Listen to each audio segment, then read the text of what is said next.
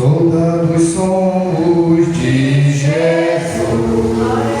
e campeões do bem da luz, dos exércitos de Deus, batalhamos pelos céus, vamos combater, ouvindo e seu poder.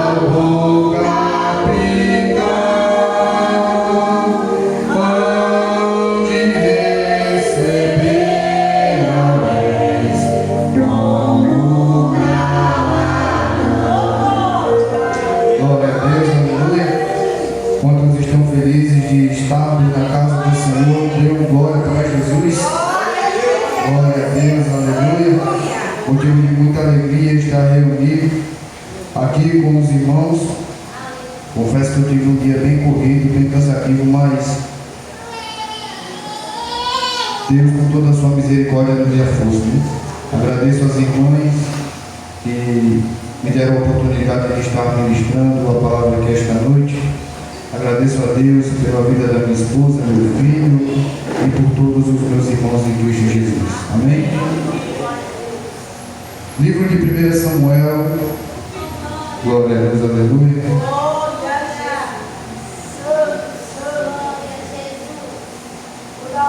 Livro de 1 Samuel, capítulo 1.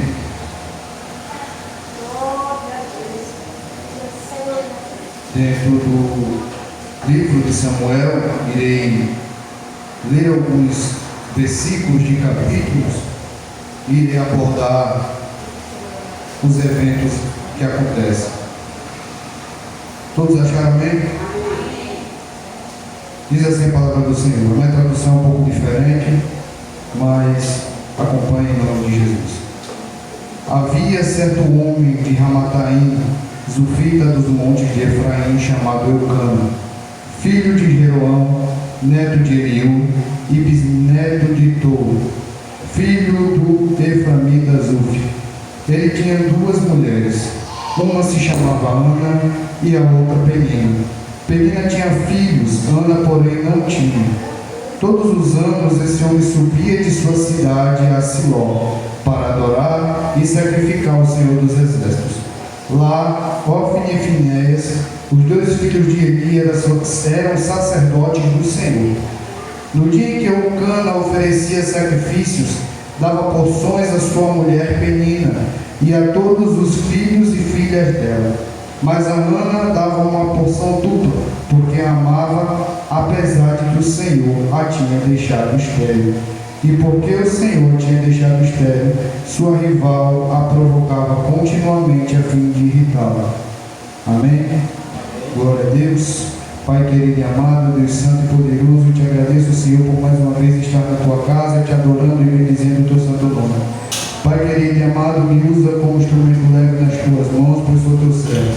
Usa minha boca, ó Pai, para falar com teu povo. Fala, ó Pai, aos corações de cada um daqueles que estão aqui presentes. Fica conosco, ó Pai, que as suas mãos estejam estendidas ao nosso favor. Pai querido e amado, que teu Espírito Santo possa atuar esta noite, que os nossos corações possam ser aquecidos, ó Pai, pela presença do teu Espírito e pela tua glória. É o que eu te peço, Pai, e te agradeço em nome do teu Filho amado Jesus Cristo. Amém. Glória a Deus, aleluia.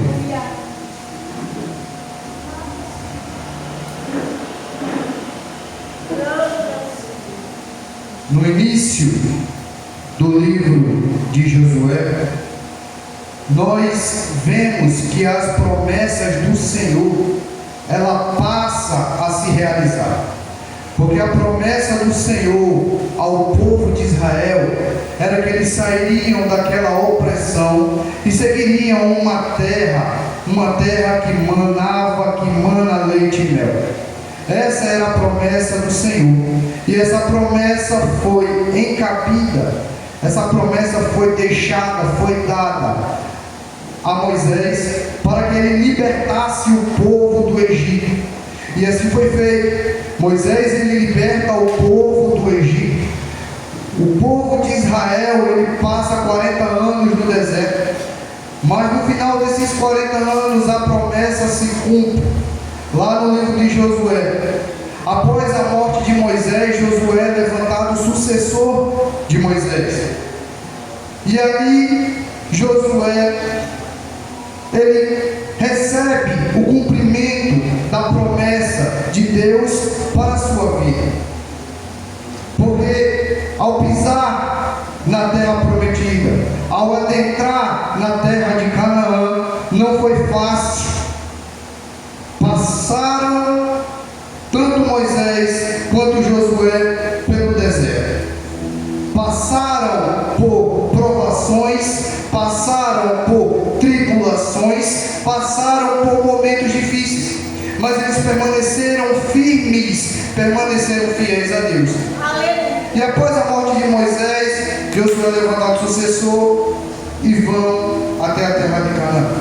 Chegando na terra de Canaã, a primeira cidade no qual ele dá de cara é a cidade de Jericó.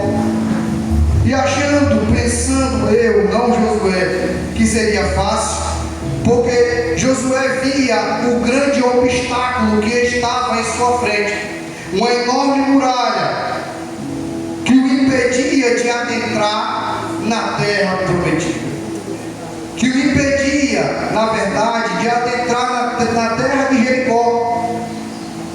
Mas lá no livro de Êxodo, Moisés, ele fala com Deus o seguinte: se a tua presença não for comigo, não me faça ir, não me faça descer daqui. Aí Deus diz a Moisés: então eu vou mandar um anjo. Eu não quero um anjo não, eu quero o Senhor em pessoa, eu quero o Senhor. Eu não quero um anjo não, eu quero que a tua presença vá comigo. Moisés, ele não entra na cidade de Canaã, mas a presença, ela passa para seu sucessor, e a presença vai com Josué. E diante da dificuldade, diante da muralha, diante daquilo que o impedia de conquistar a terra de Jericó, ele simplesmente obedece aquilo que Deus tinha ordenado a ele.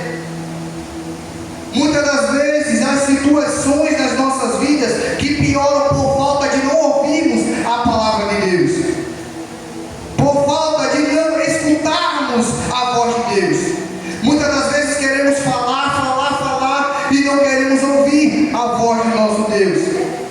Muitas das vezes é uma palavra de correção, aí nós somos mimados, cheios de Deus é amor, Jesus é o consolo, o consolador, e quando a palavra de correção vem, nós não aceitamos, porque queremos o carinho, queremos o consolo. Mas Josué, mesmo diante daquela muralha, mesmo diante daquilo que o impedia, mesmo achando que seria complicado, difícil, talvez improvável, impossível, a presença de Deus estava com ele, e ele obedece a voz de Deus. Olha, Josué, você vai dar umas voltas, você vai tocar a buzina, você vai levar a arca, os sacerdotes vão com você.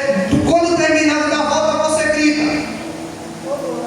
Se Josué tivesse gritado antes de ter dado as voltas, a muralha não teria caído. Se obedecemos a Deus, arrisca aquilo que Ele pede para que nós façamos, a vitória é certa. Não precisamos ir nem pelo caminho da direita no caso, e nem para a esquerda. Nós precisamos nos manter reto aonde Deus nos manda ir. Glória a Deus. Glória a Deus, aleluia. Aleluia. Agora Josué, no final de sua vida, após ter conquistado várias terras na terra de Canaã, várias cidades, porque a presença de Deus estava com ele, ele agora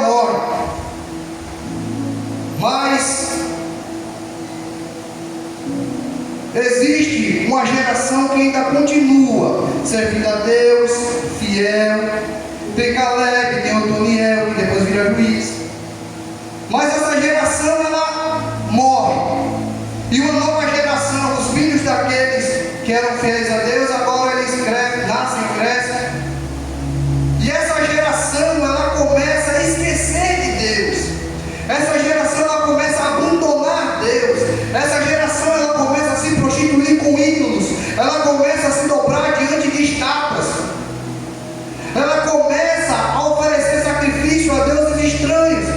Na tradução da minha Bíblia tem escrito balins, que são deuses. Aí Deus, com toda a sua misericórdia, Ele levanta os juízes. 12 antes do texto que a gente leu no início, em 1 Samuel. Antes de 1 Samuel, 12 juízes. Depois de 1 Samuel, 14. Para que servem os juízes? Para quando o povo rebelde, o povo desobediente, fizer coisa errada, está lá os juízes para salvar. Está lá os juízes para interceder. Está lá os juízes para dirigir, para orientar. E nós conhecemos alguns juízes que são muito mais falados, mais pregados, como Débora, profetisa, juíza, que vence grandes guerras. Nós temos Gideão, que Deus usa apenas 300 contra um grande exército. Nós temos Sansão, que apesar da sua desobediência, no final da sua vida, o Espírito Santo volta a ele, ele derruba o templo de Dagom e mata grandes filisteus, que era o propósito. E nós chegamos em 1 Samuel. Havia um homem chamado Elcana, filho de Jeroão, neto de Eliú e bisneto de Tu, filho do Efraimita Zuf. E ele tinha 2 mulheres, uma se chamava Ana e a outra Penina. Penina tinha muitos filhos, Ana não tinha nenhum, porque era estéril. E agora Elcana, ele sobe de Efraim, da terra de Efraim até Siló, para oferecer sacrifício a Deus. E ele começa a dar os pedaços para Penina, para todos os filhos, mas para Ana ele dá a porção dupla, porque ele a amava.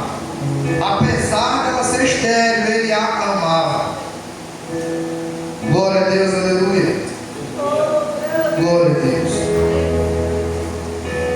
Mas é em meio ao impossível, é em meio à dificuldade, é em meio ao problema, no caso que nós vemos o problema, porque para Deus não há problema nenhum, para Ele nada é impossível. Já falei daqui, Lucas 1,37, porque para Deus nada é impossível. E Ana era uma mulher muito amargurada, porque a sua rival, a outra mulher do seu marido, ela tinha muitos filhos. Aqui diga 10, por conta do que ele fala para ela. E ela queria muito ter filho. Ela queria muito gerar. Ela desejava muito ser mãe. Esse era o desejo da sua alma. Mas ela não podia. Ela estava diante do improvável. Ela estava diante do impossível. Ela estava diante daquilo que os olhos dela nem conseguiam enxergar, porque ela não tinha filho. Mas ela desejava muito. E certa feita, lá em Siló, ela começa a orar, baixinho, apenas seus lábios se moviam.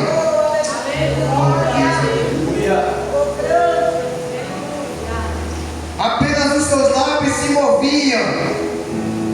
Então aparece o sacerdote ali, aquele que era responsável por cuidar, aquele que era responsável para orientar, aquele que era responsável de fazer a propiciação, a expiação por todo o povo, aquele que era responsável por todo o povo. E em vez de cuidar, de abraçar, de acolher, ele simplesmente olha para ele e diz: mulher, larga do vinho.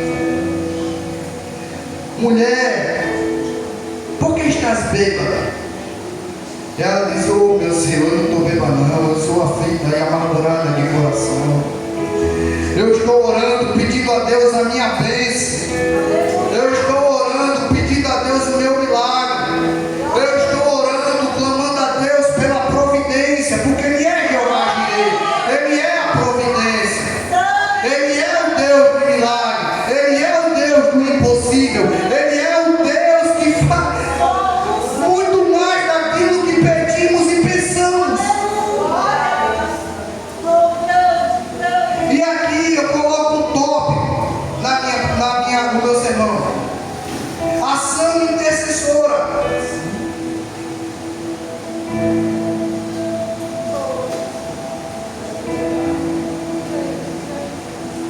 A ação intercessora dos juízes. Qual era a ação intercessora dos juízes? Era orar para que o povo não perecesse. Era orar para que o povo não morresse, mesmo estando errados. E ele pagava o preço. E Deus respondia, Deus livrava. Quando o juiz morria, só Jesus vinha a causa daquele povo. Voltava tudo de novo. Surgia um novo juiz, Deus agia. Morria o juiz, o povo voltava a idolatrar. Aí Deus levantava outro juiz, aí Deus agia e fazia de novo. Essa é a missão, a função da igreja. Nós somos como os juízes intercessores. Nós somos aqueles que pagam o preço. Como é difícil alguém pagar o preço por outra pessoa hoje em dia. Como é difícil você jejuar um dia, 24 horas, por alguém. Por mais errados, por mais mundanos, por mais ímpios que sejam, às vezes largamos de mão. Não quero, também não vou insistir não. Você vira para lá. Não! Mesmo errando, os juízes se levantavam e clamavam por aquele povo. Era o que Moisés fazia no monte. Deus olha para Moisés e diz: Moisés, desce lá que teu povo já está idolatrando, já está pecando contra mim. E eu vou matar todo mundo. Não mata não. Se for para matar eles, risca o meu nome do teu livro, mas não mata. Intercessão. Nós somos igreja, o povo escolhido de Deus, aquele que Cristo Jesus morreu para nos dar a vida. Somos intercessores. Nós temos a intercessão de Ana por Samuel. Nós sabemos que, por mais que ela visse um obstáculo, por mais que ela visse o impossível, Deus, Ele transforma o impossível em possível e nasce Samuel.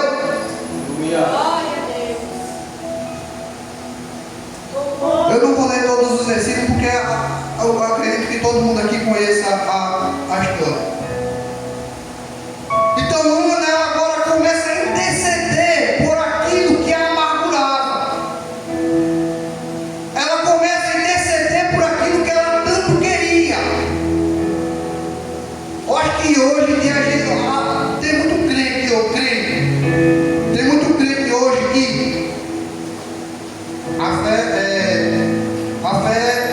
a salvação é pela fé, não pelas obras. Eu tenho fé. Vou me sentar, cruzar as pernas, porque Deus vai me dar. Não, irmão. Dobra teu joelho, paga o preço. Eu, João, eu tenho um milagre nas minhas mãos. O milagre que Deus me deu nas minhas mãos. Está aí, andando de carrinho para um lado e para o outro. Quando eu achei que era impossível, dobrei o meu joelho, paguei o preço, fiz voto com Deus, e Deus me deu o meu impossível. Deus me deu a minha vitória. Intercessão.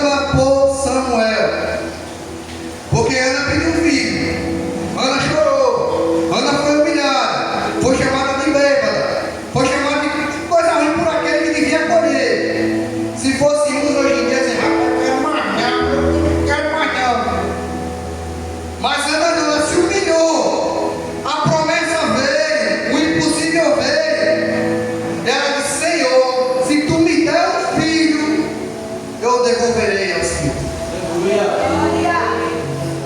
Quando eu pegar meu filho nos braços, depois que eu terminar de amamentar, ele é meu, faz o que tu quer.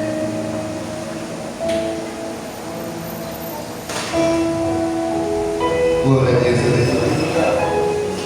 e ela cumpre a promessa, porque mais à frente a gente vai ver o tipo de homem que Samuel se torna. A gente vai ver o que Samuel faz para a nação de Israel. Ele foi um dos responsáveis diretos por Cristo Jesus. Se Ana tivesse colocado o filho debaixo do braço, tivesse segurado a promessa que fez a Deus, o que teria sido de Samuel? O que será do teu milagre? O que será da tua promessa? O que será do teu impossível se tu não cumprir aquilo que prometeu a Deus?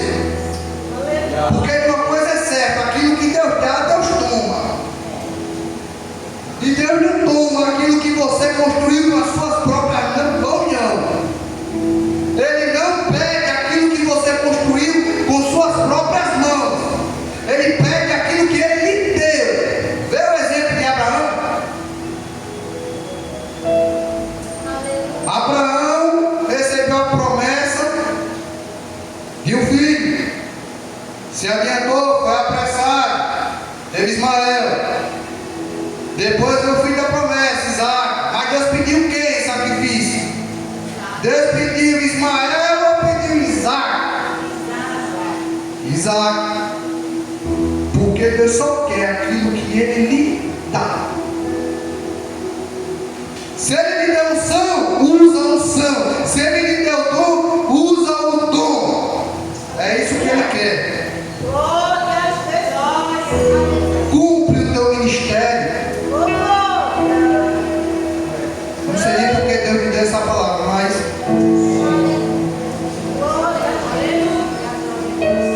subtópico 2 da responsabilidade pelos Deus. Responsabilidade ministerial.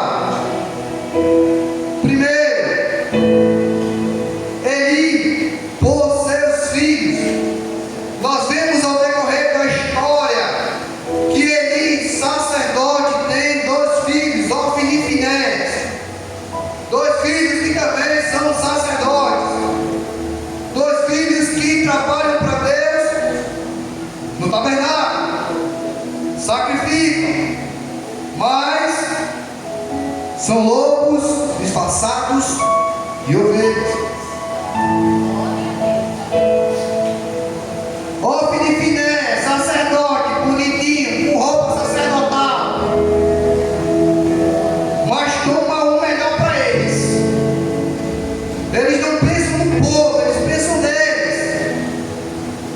Quando fecha o tabernáculo, se prostitui com mulheres na porta do tabernáculo, a porta da presença de Deus. Começam a tomar mulheres de forma lícita, proibida perante Deus. E ele sabe. Ele deveria ter a sua responsabilidade ministerial. Exortação: ó, meu filho, você está pecando, não faz mais isso não. Se você pecar, vou lhe dar uma surra de cinturão. Mas não faz. Passa a mão na cabeça do menino. E é o que muitos estão fazendo hoje em dia com a igreja, com os púlpitos. Para não perder o bonitinho, para não perder a bonitinha, passa a mão na cabeça, acaricia, e a palavra de conselho e de correção não tem. Aí fica tudo troncho dentro da igreja. Mas Deus, Ele é justo juiz. Ele não deixa nada encoberto e não possa ser revelado. O profeta chega até Eli. Você não viu? Seus filhos feios, foi? Eu vou ler para ficar mais bonito. Aí Deus olha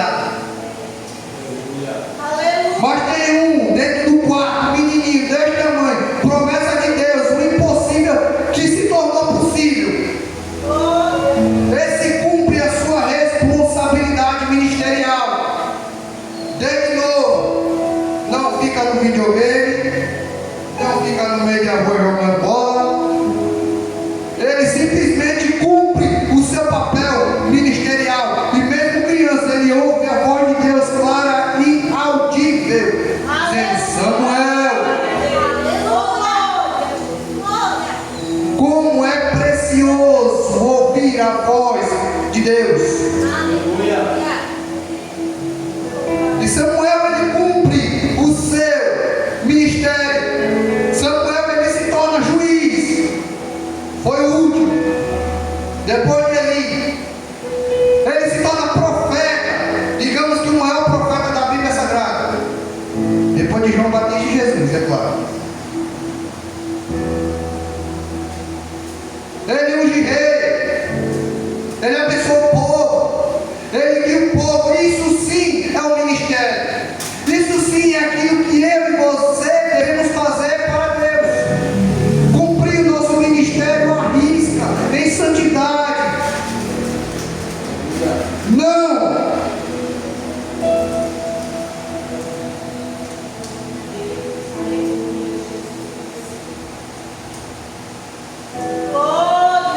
Não nos envolvermos, não nos apegarmos com as coisas desse mundo, porque elas só nos atrasam, só atrasam a nossa vida.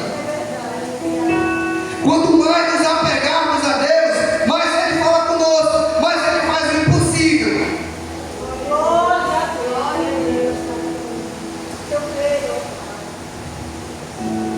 E agora eu entro num tópico que é muito importante: o cuidado com a arca do Senhor.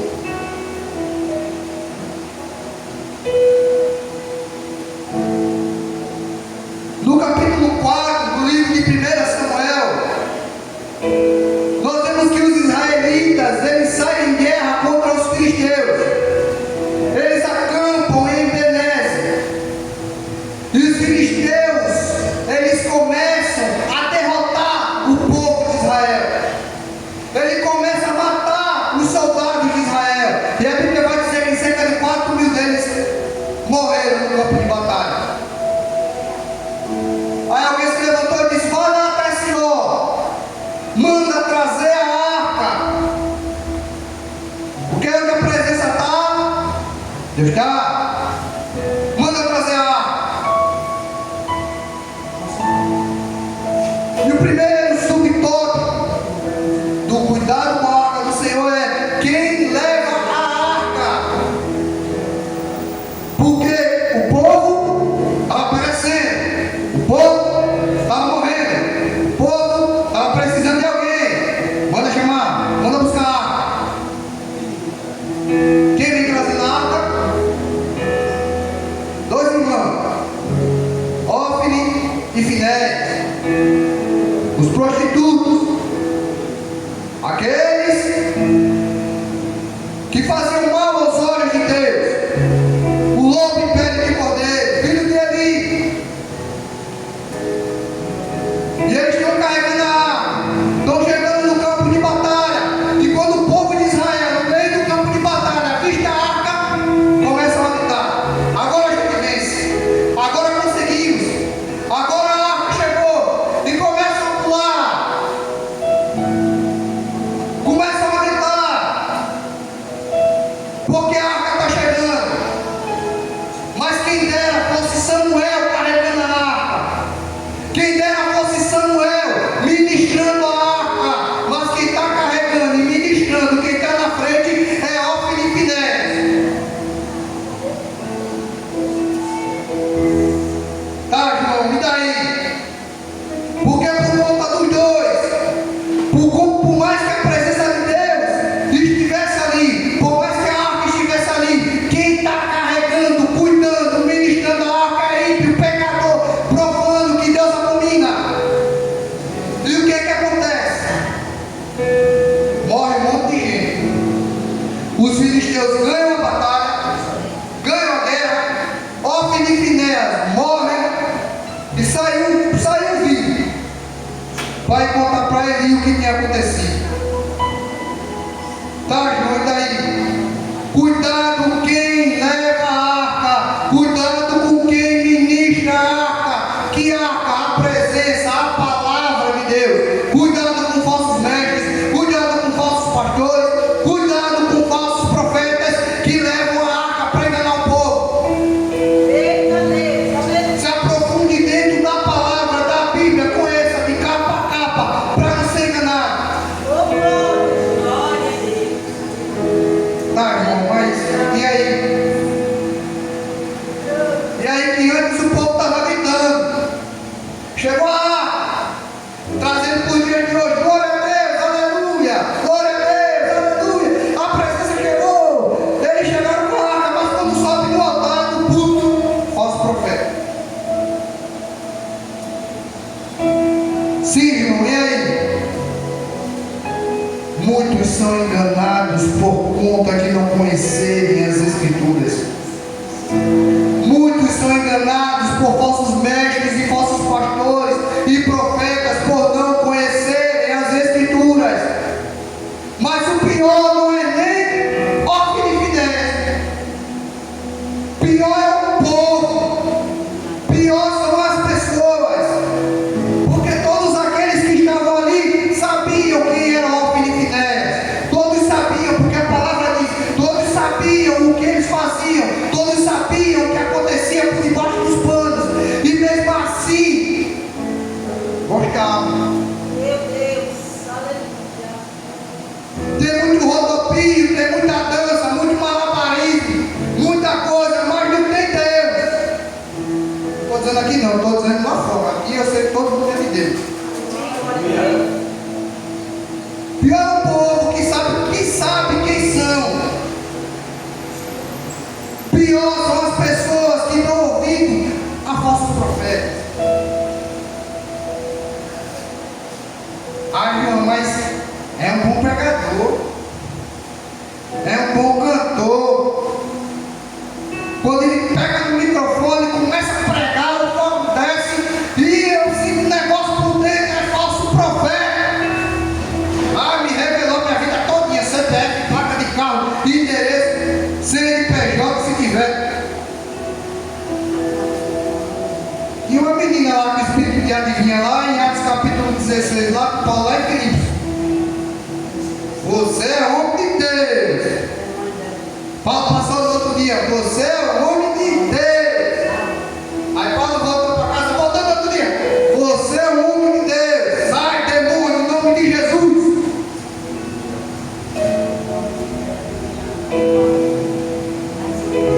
Cuidado com quem ouvimos.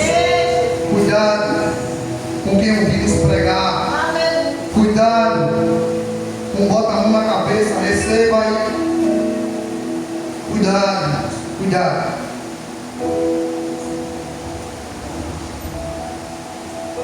Glória a Deus, aleluia. Ah, irmão, mas é pecado rodar, é pecado pular, é pecado sair correndo da igreja. Não, você adora do jeito que você quiser. Não é pecado rodar, não é pecado marchar, não é pecado pular, não é pecado falar em língua, não é pecado falar inglês, seja lá o que você quiser falar. Pecado é fazer isso na presença de Ofni e Finéias, porque paga o preço. Se for para o inferno, tu vai junto. Porque acredita em tudo que fala, acredita em tudo que prega, acredita em tudo que canta, acredita em tudo que fala.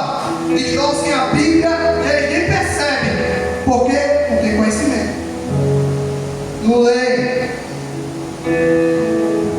Tem uma história, um testemunho muito interessante. Quantas vezes, um perguntou a outra pessoa, quantas vezes você lê a Bíblia? Rapaz, esses dias eu não li muita Bíblia porque eu não achei o meu óculos. Mas quando foi, achou o óculos já dentro da Bíblia. O tempo que você está distante, o tempo que você passa longe, o tempo que você não ora, o tempo que você não lê a palavra, é o tempo que você está distante de Deus. É o tempo no qual você está longe de Deus. A oração é intimidade. A oração é comunhão. A oração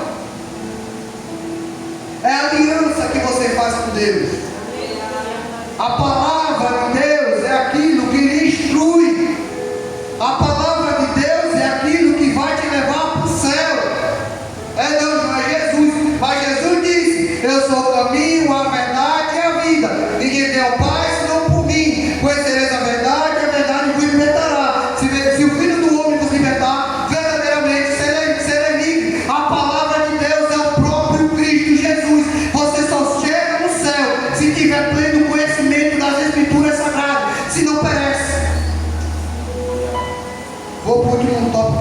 está?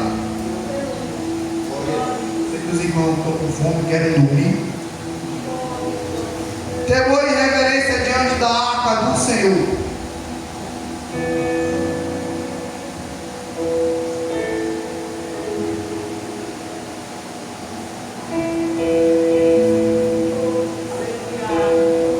Aí os filisteus ganharam a batalha. Os filisteus morreram. Os filisteus levaram a arca embora. Coitado, nem sabia onde botaram a mão. Pegaram a arca, levaram para Asdod. É uma das 5 terras dos filisteus. Colocaram dentro do templo de Dagon, ao lado de uma escada. Quando o povo de Asdod se levantou na madrugada do dia seguinte, lá estava Dagon. Estava como? Caído.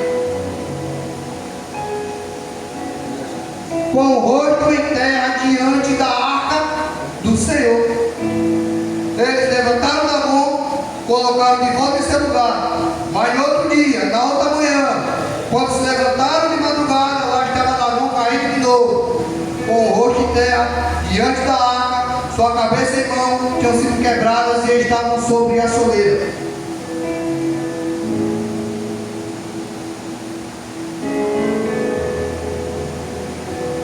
Até Satanás se curva diante de Deus. Até Satanás tem que se prostrar diante de Deus. Não importa aquilo que passamos, não importa aquilo que enfrentamos, não importa a guerra espiritual, não importa a nossa. Quando a presença chega, Satanás tem que bater em retirada. Ele até tenta contra quem? O dono da presença. A Bíblia vai dizer que depois que Jesus é batizado, o Espírito Santo desce em forma corpórea de uma pomba. O Espírito Santo leva Jesus para um deserto, onde Jesus é tentado por Satanás 3 vezes. Satanás está diante da presença, tentando tentar o dono da presença. Mas que nem Dagon, Jesus diz: vai embora, Satanás. Satanás vai embora. Satanás volta de novo. E agora? Vai-se embora, Satanás. Satanás, Jesus já disse: não tentarás o Senhor teu Deus, só a Ele adorarás e só a Ele servirás. Aleluia. E o irmão tem uma coisa que está me atormentando, eu não sei o que é. Dobre o joelho e diga: está repreendido em nome de Jesus. Glória a Deus. Glória a Deus, aleluia. Aí pega uma arca, leva para outra cidade, chega lá, tem praga, tem tumor, tem rato, tem tudo que não presta. A gente não quer essa presença de Deus aqui amanhã. Leva para outro canto. Assim que chega lá, o povo não quer nem olhar mais para aquela arca. Já diz: trouxeram a morte para nós. Leva embora de novo essa arca daqui. Ninguém mais quer a arca. Porque todo aquele que tenta contra o povo de Deus tem que bater em retirada. Tentaram contra o povo de Deus por conta do pecado de alguns pereceram. Mas a arca pertencia a um povo, e eles, os ímpios, os incrédulos, os idólatras, todos aqueles cheios de cão, pegaram a arca, pegaram a presença, tiraram no meio do povo. Mas Deus começou: não, minha presença não é com vocês, a minha presença é com aquele povo lá. Aleluia. O pecado, a impiedade, a maldade fez com que o Espírito Santo de Deus fosse retirado dos seres humanos. Lá em Gênesis capítulo 6 vai dizer: e por muito tempo o Espírito Santo atuou de forma parcial, só descia alguns. Aqui em Samuel ele desceu, em Davi também desceu. Por conta dessa impiedade, o Espírito Santo se retira, sai. Mas aí vem o dono da presença, aquele que tem todo o poder em suas mãos, aquele que tem o seu nome escrito na palma de suas mãos, aquele que escreveu o teu nome no livro da vida e que ninguém pode tirar.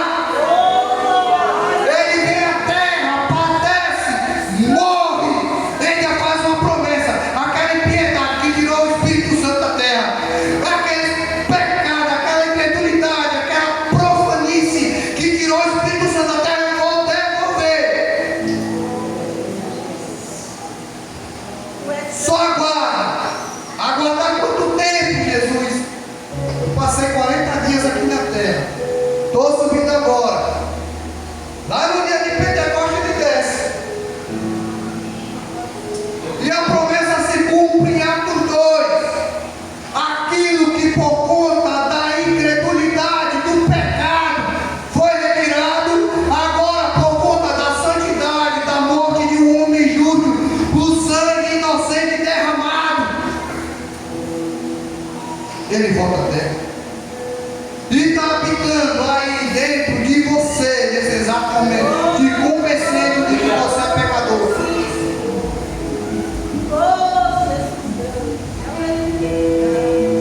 Te mostrando que somos totalmente dependentes da graça de Jesus.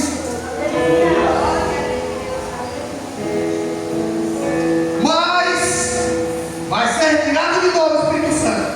Hoje, irmão, fala uma coisa dessa, não. Foi retirado, foi devolvido, vai ser retirado de novo, vai. Mas não se preocupa não, que a gente vai junto com ele. Aleluia. Glória a Deus.